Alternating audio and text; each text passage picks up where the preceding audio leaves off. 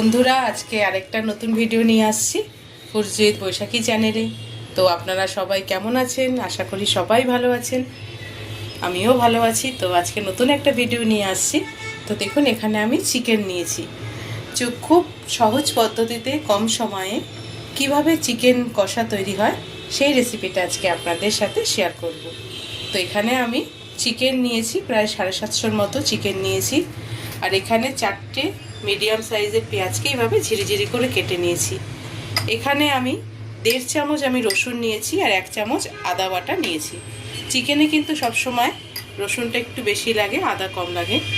আর গুঁড়ো মশলার মধ্যে এখানে আমি লবণ টেস্ট অনুযায়ী নিয়েছি, হলুদ নিয়েছি, লঙ্কার গুঁড়ো নিয়েছি, আর ফোড়নের জন্য শুকনো লঙ্কা, তেজপাতা। তো এখানে কড়াই তো বসিয়ে দিয়েছি। এবার আমি এর মধ্যে সরষের তেল দিয়ে দিচ্ছি। তো সরষের তেল দিয়ে দিয়েছি, তেলটা এবার খুব ভালো করে গরম হবে। তারপরে আমি এক এক করে মশলাগুলো সব দেবো, চিকেন কষাটা তৈরি করব। কড়াইতে তেল তো গরম হয়ে গেছে।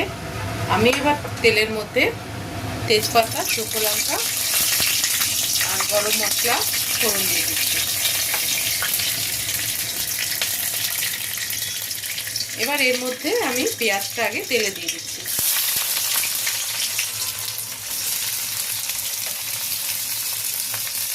বাড়িতে হঠাৎ গেস্ট চলে আসলে খুব তাড়াতাড়ি হয়ে যায়, কম সময় লাগে,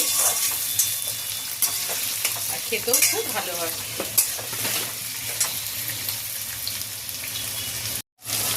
তো পেঁয়াজটা আমি এবার ব্রাউন কালারে ভেজে নেব। তো পেঁয়াজ তো দেখুন ব্রাউন কালারে ভাজা হয়ে গেছে। এবার আমি এর মধ্যে আদা রসুনের পেস্টটা দিয়ে দিচ্ছি।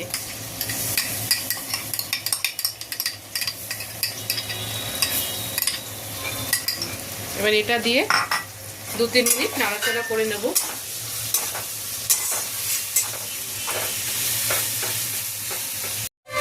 তো 2-3 মিনিট আমি নাড়াচাড়া করে নিয়েছি, যেটা আদা রসুনের কাঁচা গন্ধটা যাবার জন্য। এবার এর মধ্যে আমি টমেটো, একটা বড় সাইজের টমেটোকে স্লাইস করে কেটে নিয়েছি, ওটা দিয়ে দিলাম।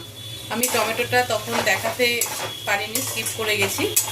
এবার টমেটোটা দিয়ে 2-3 মিনিট নাড়াচাড়া করার পরে আমি যে গুঁড়ো মশলাগুলো রেখেছি সেগুলো এবার এর মধ্যে দিয়ে দেবো। এবার গুঁড়ো মশলাগুলো দিয়ে দিচ্ছি। দিয়ে এবার মশলাটা আমি প্রায় 5-7 মিনিট আমি ভালো করে কষিয়ে নেব। দেখুন মশলাটা তো প্রায় আমি 5-7 মিনিটের মতো কষিয়ে নিয়েছিলাম। এবার এই মশলার মধ্যে আমি চিকেনগুলো দিয়ে দিচ্ছি। কালারটা কিন্তু খুব সুন্দর এসছে মশলা কষানোর। এবার আমি চিকেনের সাথে ভালো করে মশলাটা কষাবো।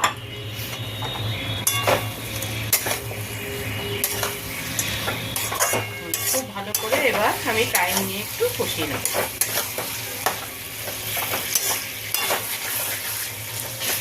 আমি এটা একটু নাড়াচাড়া করে ঢেকে দেবো এটা।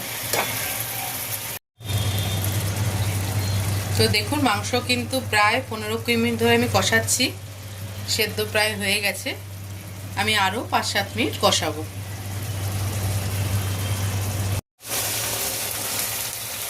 তো আজকে তো পুরোপুরিভাবে কমপ্লিট হয়ে গেছে চিকেন কষা।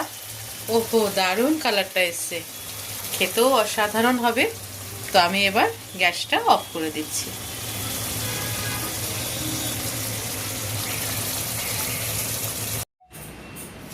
তো বন্ধুরা, আজকে তো চিকেন কষা কমপ্লিট হয়ে গেছে। খুব কম সময়ে তাড়াতাড়ি হয়ে যায়, আর ইনগ্রেডিয়েন্টসও খুব কম লাগে।